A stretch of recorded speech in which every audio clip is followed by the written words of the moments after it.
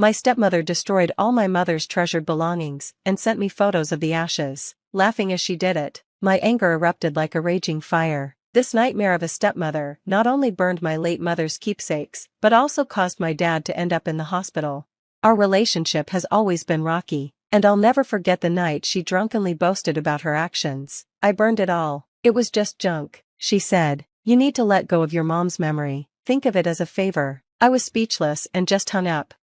A moment later, my phone buzzed with a flood of messages from her, photos of ashes with laughing emojis. At that time, my dad and I were camping, so I woke him to share the news. He thought I was joking, but when I showed him the evidence, he went pale. He rushed outside his tent, clutching his chest as he had a heart attack.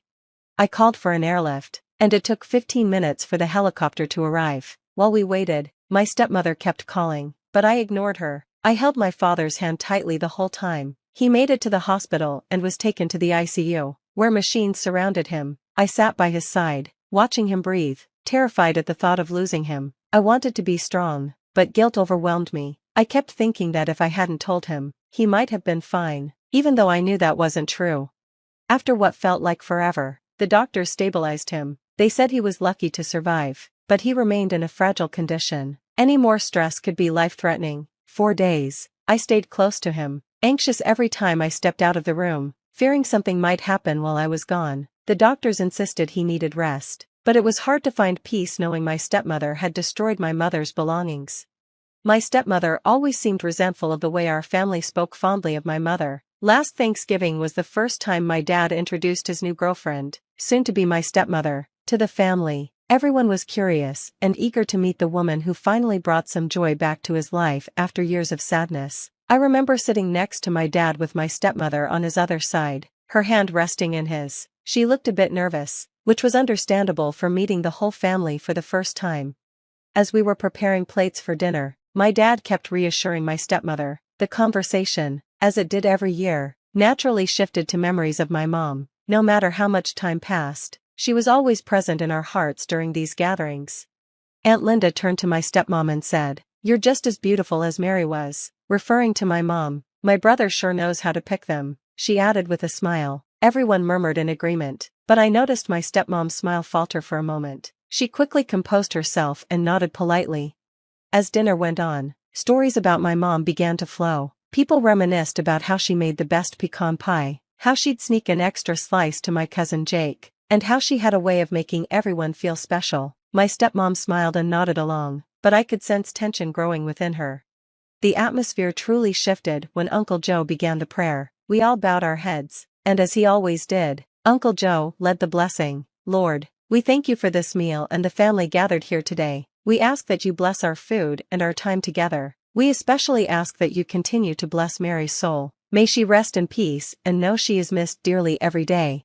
The moment Uncle Joe mentioned my mom's name, I felt my stepmom tense up beside me, her hand, still holding mine under the table, gripped tighter. Even though her eyes were closed for the prayer, I could see how uneasy she felt. That's when I realized she was bitter about my mom, about how we still spoke about her, and how, no matter what she did, she would always be competing with a memory. When the prayer ended, she quickly let go of my hand and took a long sip of her wine as the family echoed amen. My dad, completely unaware, smiled at her and gave her hand a reassuring squeeze, but I saw it. Later, during one of our hospital visits, my dad woke up more alert than he had been in days. He looked at me with tired eyes and said he needed to talk to Stephanie, my stepmom. I was worried about my dad and what might happen if we pushed my stepmother too hard, but my dad was determined. He wasn't the type to let things slide, and I knew that ignoring the problem would only make it worse for him. So, I agreed that we would confront her together. After my dad was discharged from the hospital, we decided to address the issue at home. The tension in the air was thick when we entered the house. My stepmother was casually watching TV, acting as if nothing had happened. Just seeing her made my blood boil, but I kept calm for my dad's sake.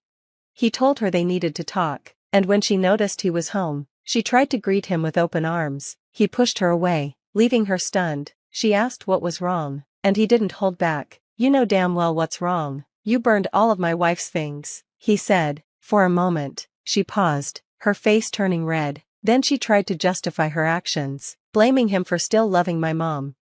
He told her that while he loved my mom, That didn't give her the right to destroy her belongings. She shot back, asking why it mattered if they were just things cluttering the house. The argument escalated as she screamed at him. I could see my dad getting angrier, so I motioned for him to sit down. I didn't want another trip to the hospital, but despite his weakness, he shook off my hand. This was all she had left of her mom. You threw it all away just to make space, he yelled. She rolled her eyes, dismissing his feelings, claiming he was being too dramatic. She insisted he couldn't live in the past forever and needed to move on. My dad replied that this wasn't about moving on, it was about respect. That's when I jumped in, infuriated that she showed no remorse. She retorted that it was her house too, that she was now the wife, and if we had a problem, we could leave. She even claimed we should be grateful to her for getting rid of my mom's belongings, saying it would help us heal faster and stop reminding us of her death. My dad countered that he paid the mortgage and that his name was on the documents. He demanded she leave immediately. This seemed to be the last straw for him, especially since she hadn't even visited him in the hospital. When she refused to go, the argument intensified. My dad's face went pale again, and I urged him to sit on the couch. I told her to leave my dad alone, but she didn't care about the pain she was causing him. Once his color returned and his breathing steadied, I helped him to bed. The next morning was unnervingly quiet, with the tension from the night before hanging heavy in the air. My dad, still exhausted and drained, remained in bed. I could hear his slow breathing through the thin walls. I went downstairs, half expecting her to be gone, but there she was, sitting at the kitchen table with a cup of coffee like nothing had happened. She didn't even glance up as I walked in, her eyes glued to her phone, fingers flying across the screen. The phone call started soon after. First, my aunt called, confused and concerned. My stepmother had phoned her in the middle of the night, crying about how my dad and I were ganging up on her and treating her like an outsider in her own home. I tried to explain the real situation, but I quickly realized my stepmother had already twisted the story. Then, my dad's best friend called. He was worried, saying my stepmom had told him that my dad was losing control, unable to handle his grief, and was lashing out at her for no reason. She had made it sound like we were the ones at fault, that we were the problem. It became clear she was going to fight, and she wanted everyone to believe her side of the story.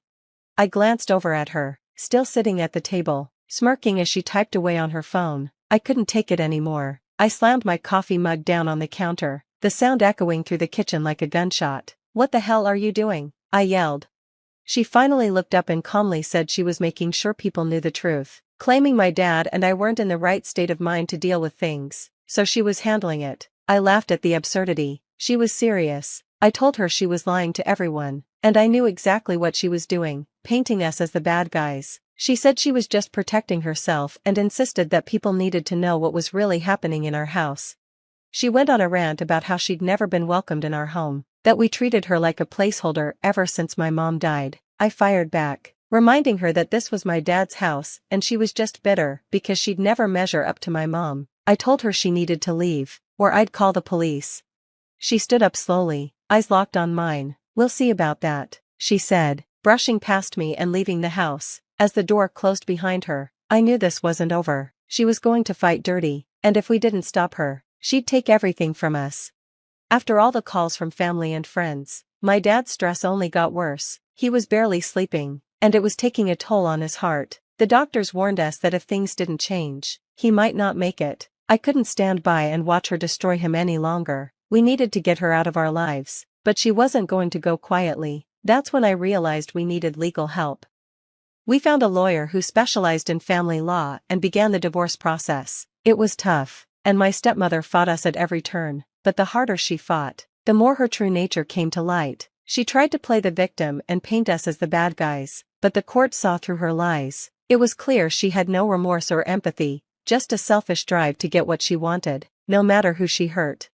The divorce was ugly. She dragged it out as long as possible, trying to drain us both financially and emotionally, but in the end, the court ruled in our favor, and she was forced to leave. We were finally free from her grip. After she left, it took time to heal. My dad's health slowly improved, though he was never quite the same. The stress had left him more fragile than before. We focused on rebuilding our lives, trying to find a new normal. It wasn't easy, and some days the weight of everything we had been through felt overwhelming, but we had each other, and that was enough. We didn't talk much about my mom's things after that. The loss was too painful. Then one day, While going through some old boxes in the attic, I found a small envelope tucked away in a corner. It was addressed to me in my mom's handwriting. My heart skipped a beat as I opened it, and tears filled my eyes as I read her words. She wrote about how much she loved me and how proud she was of the person I was becoming. At the end, she wrote, "No matter what happens, always remember that I'm with you in every memory, every moment. I'm there." I held the letter close to my chest, feeling a peace I hadn't felt in a long time. My mom might be gone, but she was still with me, in every memory, every moment, and no one could ever take that away. As time passed, the pain began to fade. My dad and I grew closer, knowing we couldn't change the past, but we could shape our future, and that's exactly what we did. We moved to a new house, a fresh start. On our first night there, we sat on the porch, watching the sunset. My dad turned to me with a small smile and said, "We made it." I smiled back, "Yeah, we did." Through it all, I knew my mom was watching over us, and I knew she would be proud of the people we had become.